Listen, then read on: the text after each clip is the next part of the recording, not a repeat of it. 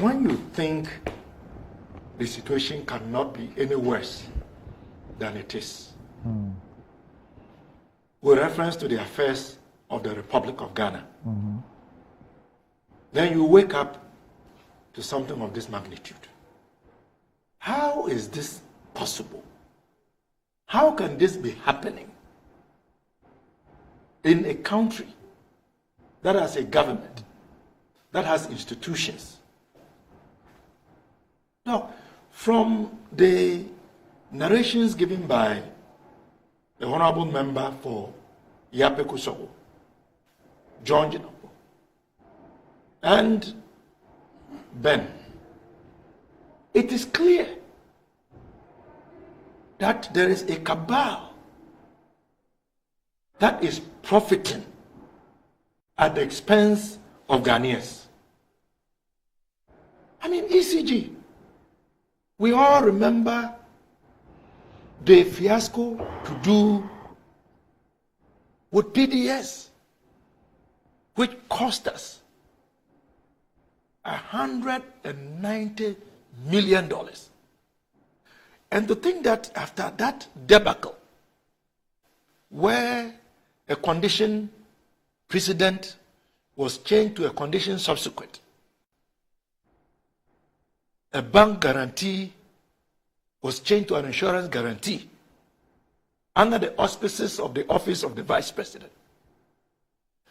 We are today confronted with such stark evidence about what, for all intents and purposes, can be described as high-level corruption, where the people of this country are being duped by people who have a mandate not only to protect us and to enhance our conditions of living.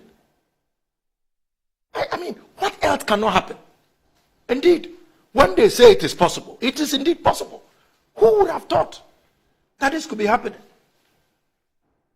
Look at the indebtedness of the ECG to the IPPs alone. It's about $2 billion. Look, not cities. And then monthly revenue shortfalls, instead of ECG bringing in about 2 billion Ghana cedis, only a paltry 800 million Ghana cedis. And look at the questionable decisions. We are spending $40 million a month, as indicated by the two gentlemen who spoke, procuring light crude oil through companies which clearly are crony companies. We prefer to be supplied with this light crude oil over the use of cheaper natural gas. And then we give up on a tested, reliable ECG developed app for an app that is untested, and it is ostensibly to improve revenue mobilization, and it turns out that ECG is actually losing revenue. And we are now being told that the contract is a contract for 30 years. Dog, I mean, I just don't know what to say. Look, the only solution, as John Jinapo has said, is for this government to be given the red card. Because you can't tell me that all this that has happened would have happened without official complicity at the highest levels of decision making.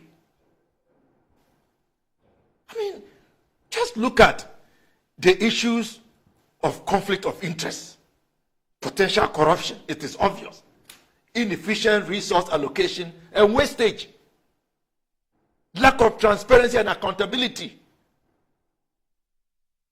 How can we expect ECG to even break even and to make profit?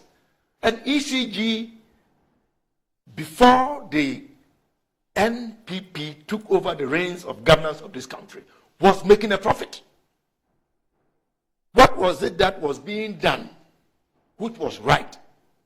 And why can't that be done? The answer is simple.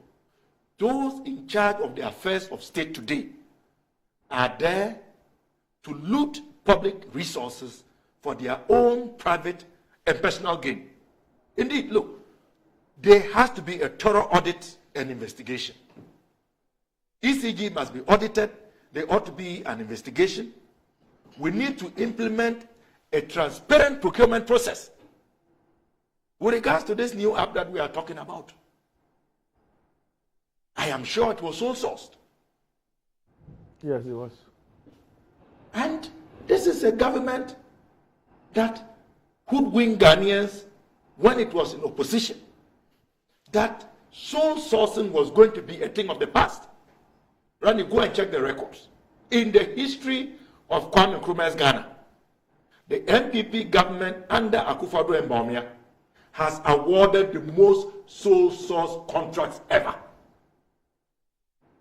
And we all know how sole source contracts, per the Auditor General's reports, as you indicated earlier, I am a member of the Public Accounts Committee, have always been mostly conduits for siphoning public resources into private pockets.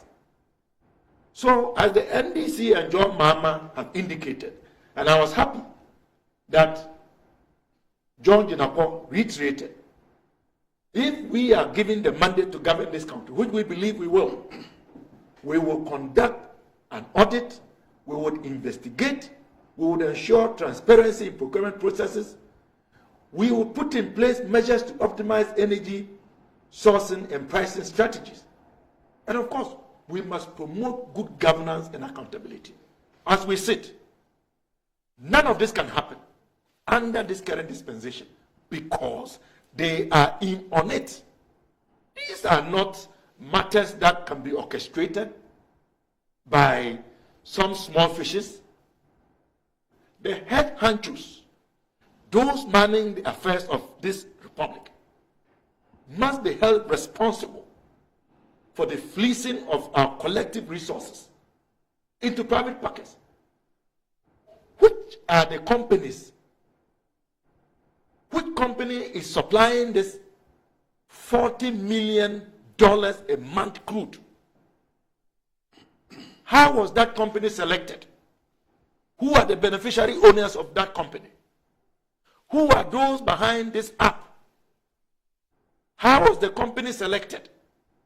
Who are the beneficiary owners of those companies? These are the questions that Ghanaians must be asking.